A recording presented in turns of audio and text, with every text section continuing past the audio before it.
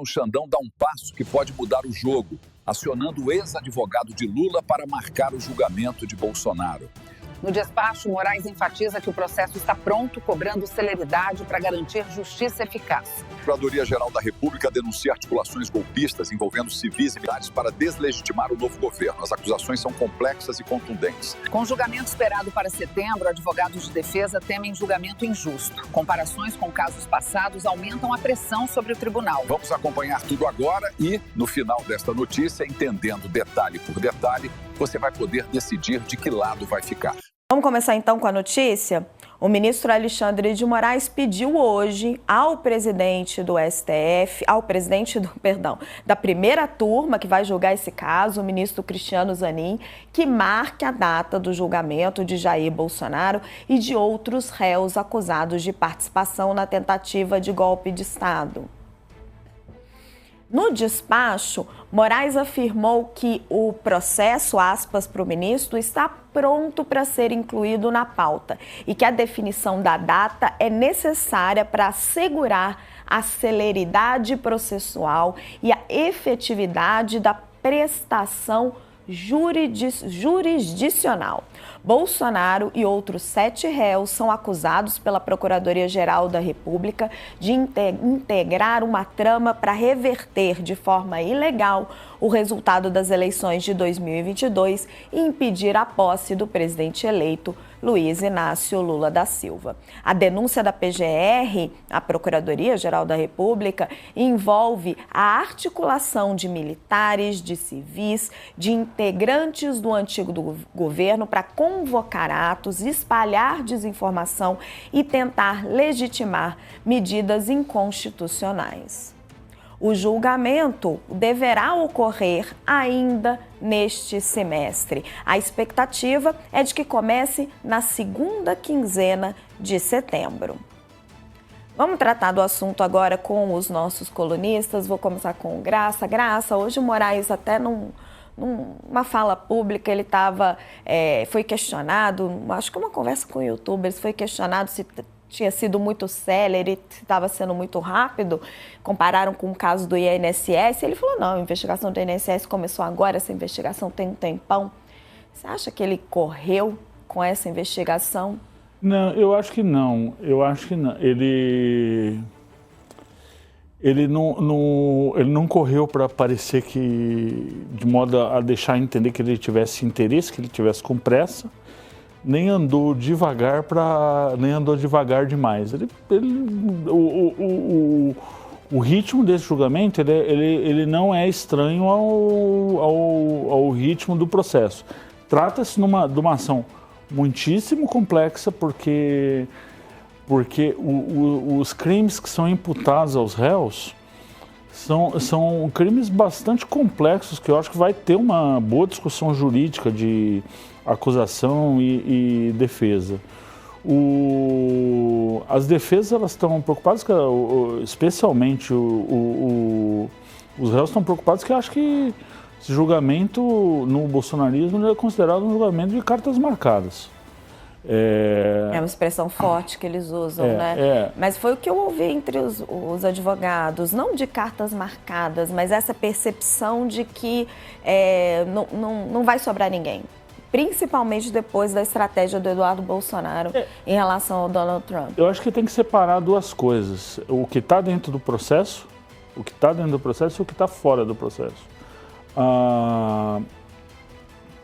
Essa, na verdade, é uma das coisas mais difíceis no direito. Você esperar que um juiz ou um tribunal do júri que vai julgar um caso de repercussão, que ele chegue para julgar sem uma predisposição, sem um parte pris contra o réu, contra aquela pessoa que está sentada no banco dos réus. Mas, nesse caso, existe o que está dentro do processo, existe uma investigação, importante da Polícia Federal, porque uma grande parte desse negócio, acusação de tramar um golpe de Estado, existe uma farta documentação com base em quebra de sigilo telefônico das pessoas, os kids pretos, aquela movimentação nas ruas de Brasília, existe, óbvio, a palavra do delator, mas assim, em grande medida, se você prestar atenção e voltar para a denúncia da Procuradoria-Geral da República ou do relatório que torna o ex-presidente e os ex-ministros réus nessa história, o papel do Mauro Cid ele diminui de tamanho, né, nessa fase do processo, porque o Gonê acredita que ele reuniu, graças à investigação da Polícia Federal e deles próprios, uma quantidade suficiente de prova para formar o convencimento dos ministros. Então, assim, não estava na dependência somente do delator. É o que acha o Procurador-Geral da República, mas assim, eu acho, de maneira geral, eu acho que é sempre problemático, um julgamento, de um ex-presidente da República. Nós já passamos por isso com o Lula lá atrás. No caso da Lava Jato, houve mais tarde a anulação da condenação do ex-presidente por causa de terem vindo à tona os diálogos entre o então juiz Sérgio Moro e os integrantes da Força-Tarefa do Ministério Público. Então, assim, é sempre contaminado. Naquele momento, o entorno do ex-presidente Lula também cria que se tratava de um julgamento com um resultado pré-definido, né? Então, assim, a dificuldade é não deixar a política invadir os autos. Isso é possível? Eu não tenho a menor ideia se é possível. E Mário, como é que está a expectativa do mundo real em relação a esse julgamento?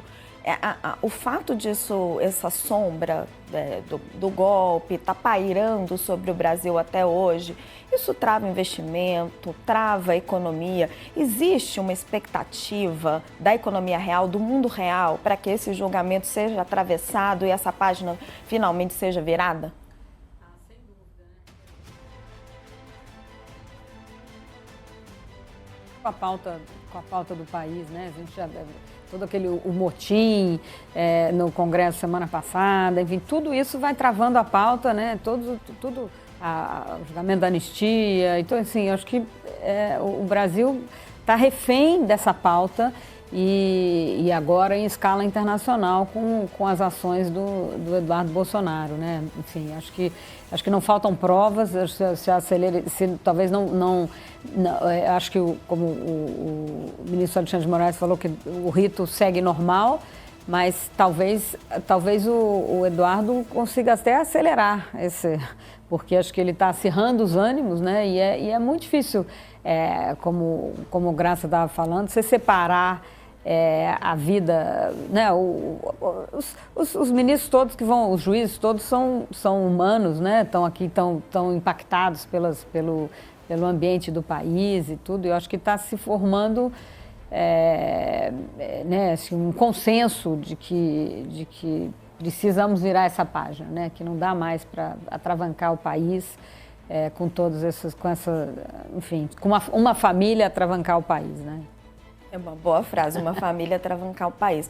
Agora, na defesa de Jair Bolsonaro, e aí fala defesa política e jurídica, todo mundo que está envolvido sempre teve uma certa divisão.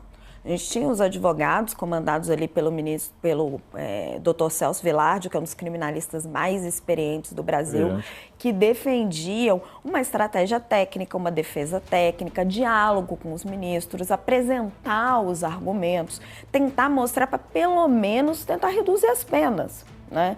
E havia o bolsonarismo mais exacerbado, uma parte mais política, isso desde o começo do processo. Capitaneado pelo Eduardo Bolsonaro, que achava que o Supremo estava completamente contaminado e que era preciso ajuda externa. Era preciso de todas as ameaças e toda a pressão que Donald Trump pudesse fazer para que o Brasil conseguisse dar a Jair Bolsonaro um julgamento justo. Venceu. Pelo menos ali, né, na disputa entre os dois lados, venceu Eduardo Bolsonaro, o pai confiou nele, ele foi para os Estados Unidos, conseguiu que o seu lobby fosse bem sucedido. Mas será que ele vai atingir o objetivo final, que seria minorar as penas do pai, libertá-lo, torná-lo elegível?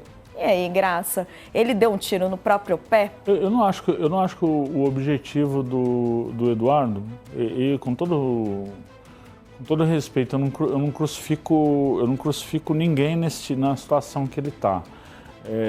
Com o pé a caminho de ser preso. Mas eu não acho que o objetivo dele fosse obter um julgamento justo ou um resultado assim ou assado no Supremo. Eu acho que ele queria que não houvesse julgamento, que assim, o projeto é de anistia, de anistiar esses crimes lá do 8 de janeiro e levar todo mundo junto, e levar todo mundo de carona. Nesse sentido tem assim um peso que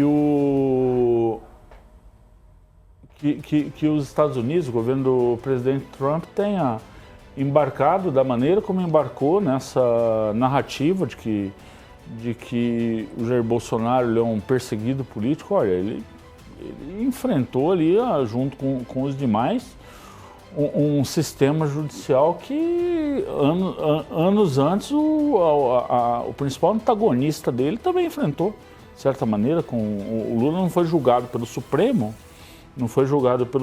mas ele teve as condenações confirmadas em todas as instâncias. No passado, um pedaço da elite política brasileira foi parar na cadeia no julgamento da Ação Penal 470, que é o julgamento do mensalão. Então, assim, pode-se até discutir depois se o Supremo ele tem que ser a vara criminal para julgar malfeito de gente poderosa. Pode até discutir isso aí, se não seria melhor jogar no Superior Tribunal de Justiça, etc. Tudo bem, essa discussão ela é justa, mas nesse momento ele é um tribunal independente. Ele é um tribunal independente e o que está fora dos autos é que o governo brasileiro, as instituições brasileiras foram chantageadas por essas sanções políticas. A gente chama de tarifas. Olha, pode ser uma tarifa em relação à União Europeia, pode ser uma tarifa em relação ao Canadá, ao México, ao Japão, ao Sudeste Asiático. Aqui no Brasil se trata de uma sanção política. O nome é sanção política, que é você enfrentar uma consequência econômica para a qual você não deu causa.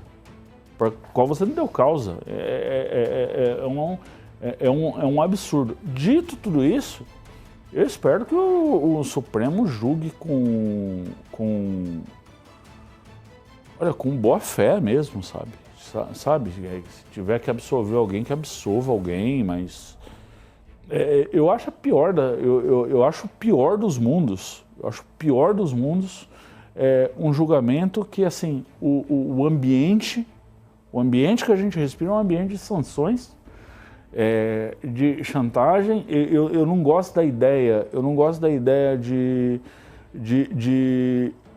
um juiz ele agir movido não pela boa fé, mas pelo desejo de vingança. Eu espero que o Supremo não caia nessas armadilhas, sabe?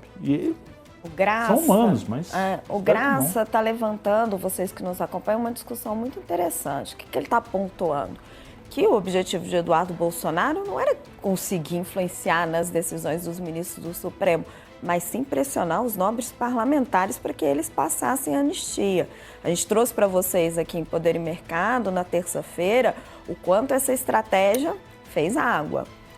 Eles chegaram a ocupar o plenário da Câmara dos Deputados, a oposição, o Centrão se comprometeu a votar o fim do foro privilegiado e depois a anistia, e foi desembarcando, roeu a corda. Hoje o presidente da Câmara dos Deputados, Hugo Mota, admitiu em entrevista que não tem compromisso nenhum com a anistia. Se você quer acompanhar cada passo dessa disputa que pode mudar o cenário político do país, inscreva-se agora no canal, deixe seu like e ative as notificações.